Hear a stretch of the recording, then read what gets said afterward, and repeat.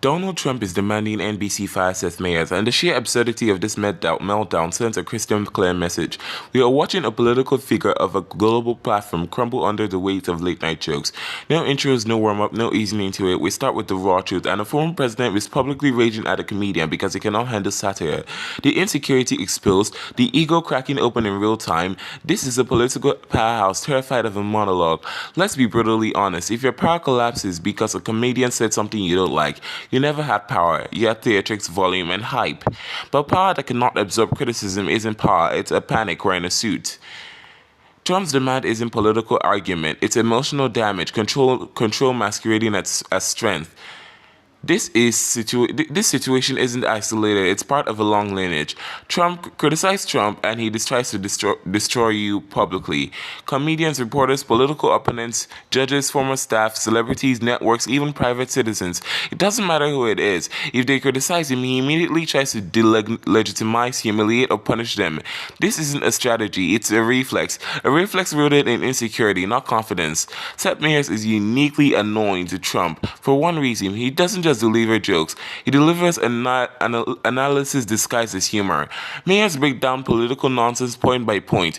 He uses evidence, he cites patterns, and he connects dots. He extracts contradictions, and he does with surgical coldness. Trump hates that. He hates commentary that he can't easily dismiss. It's not the laughter he fears, it's the accuracy behind it.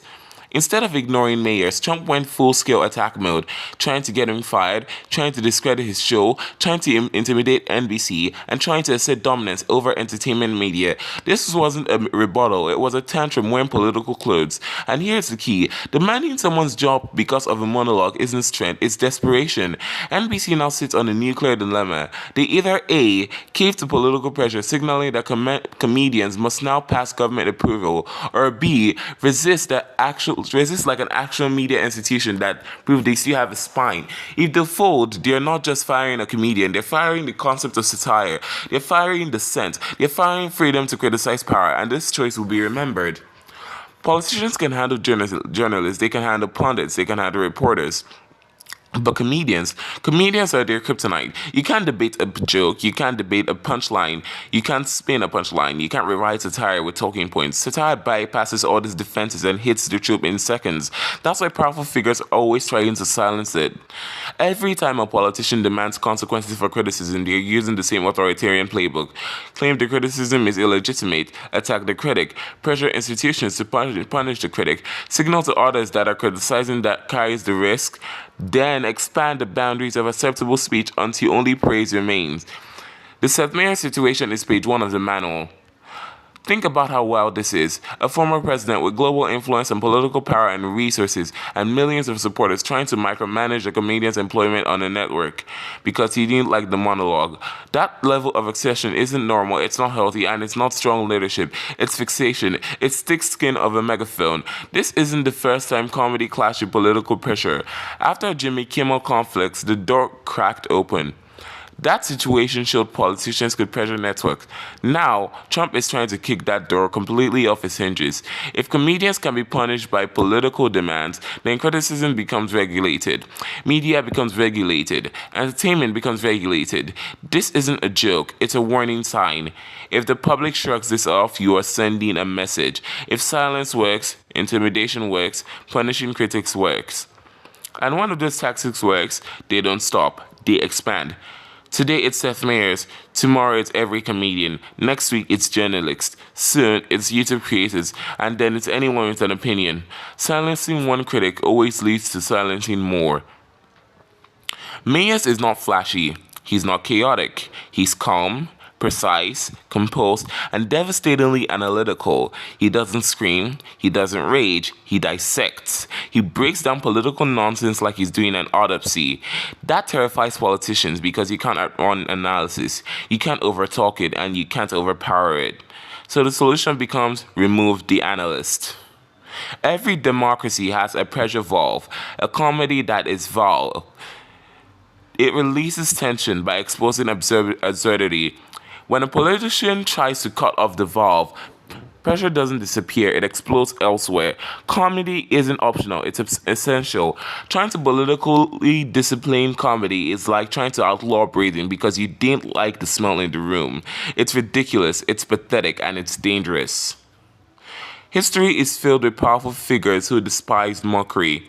Kings, dictators, generals, presidents, religious leaders, corporations, regimes, and empires. And every single one of them reacted the same way. Not with confidence, with fury. Because satire doesn't fear power, satire exposes it. And Trump demanding a comedian job proves he knows exactly how damaging exposure can be. Politicians rely on controlling the narrative, comedians that blow the narrative apart in seconds. A joke can destroy a lie faster than a fact check, faster than a debate, faster than a press conference. And that's why Trump wants Mayor gone.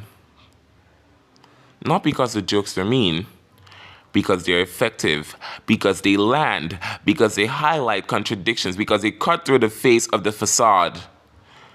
Silencing satire is an attempt to reclaim the narrative. This situation is bigger than Trump, bigger than Meyers, bigger than NBC. It's about whether powerful people will be allowed to engineer public silence. If comedy becomes something politicians can censor, freedom of speech becomes a performance, not a right. If satire becomes punishable, truth becomes optional.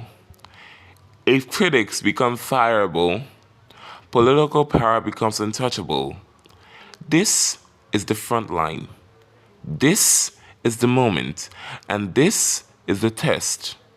Do we allow a political figure to dictate comedy? Or do we recognize that a leader who tries to silence jokes is announcing his own weakness? This answer will define more than a late-night television. It will define culture that future leaders inherit. And if a democracy can't handle satire, it won't survive reality.